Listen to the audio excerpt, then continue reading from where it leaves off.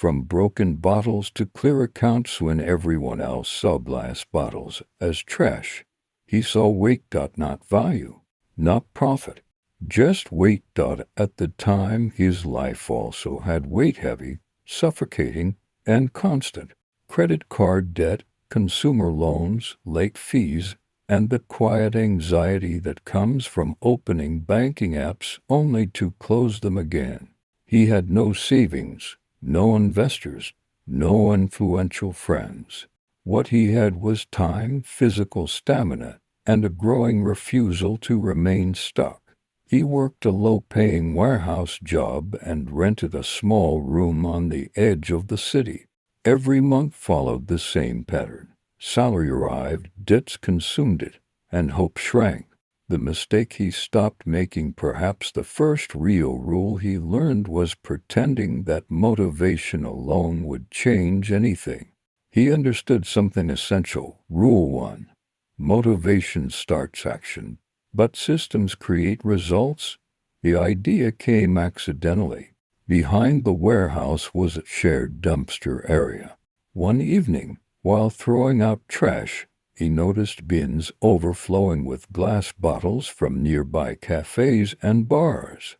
They paid disposal fees. He remembered reading long ago that glass was one of the few materials that could be recycled endlessly without loss of quality. Most people would think, interesting, and move on.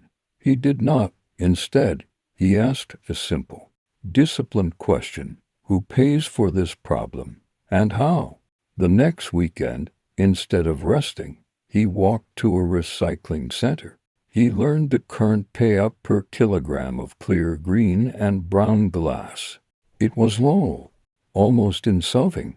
Not enough to get rich, not enough to quit a job, but it was something. And he reminded himself of another rule. Rule 2. The first version of a business is not meant to impress. It is meant to teach. He started small, extremely small, using borrowed gloves, a cheap cart, and borrowed crates. He began collecting bottles at night.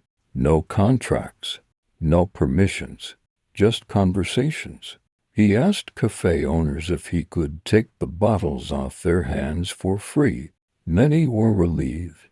Some were suspicious. A few said no. He accepted all answers without argument. Rule 3. Rejection is not personal. It is operational data. For weeks, progress was painfully slow. Some nights he earned the equivalent of a few dollars. His body hurt. His friends, those who knew, thought it was temporary madness. But something important happened. For the first time in years, money flowed toward him from something he controlled. It was not the amount that mattered. It was direction. Instead of increasing his income, he focused on reducing waste in time, effort, and money. He learned to sort glass better because clean separation paid slightly more. He mapped routes to reduce walking distance. He kept a simple notebook tracking weight, payout, and hours. Rule 4.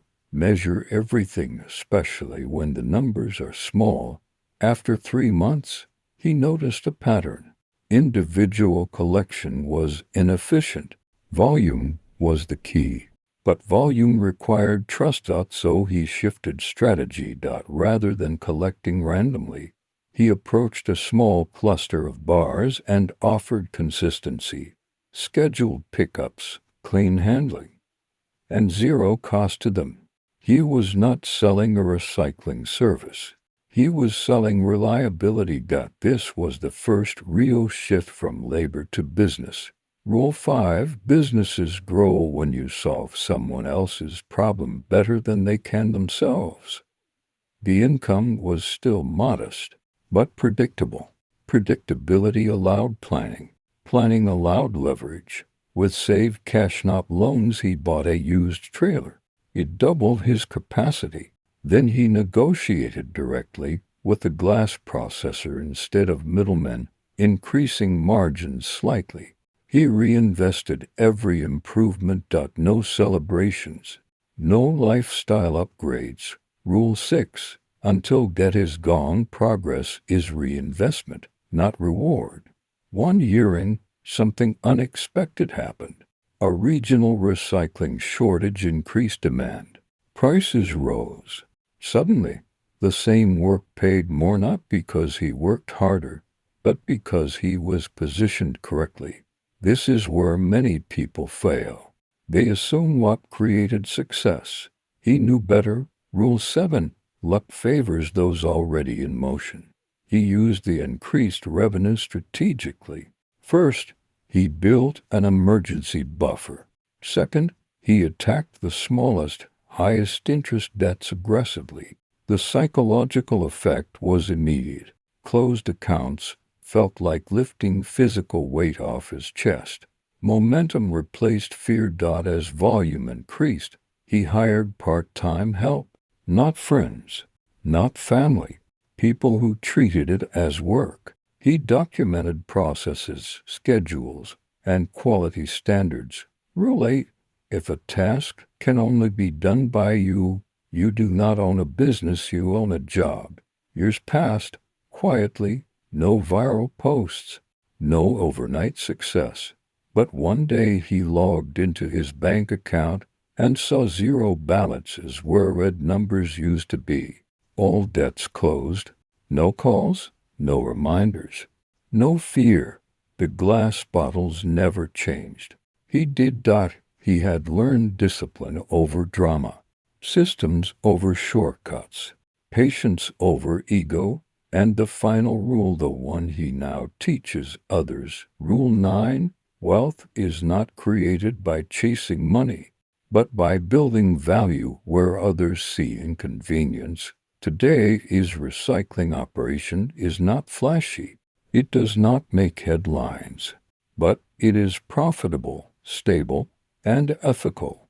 It pays people. It cleans cities. It funds a life without anxiety. And every time he hears glass shatter, he smiles because he remembers when his life felt just as fragile and how, piece by piece, he rebuilt it into something solid.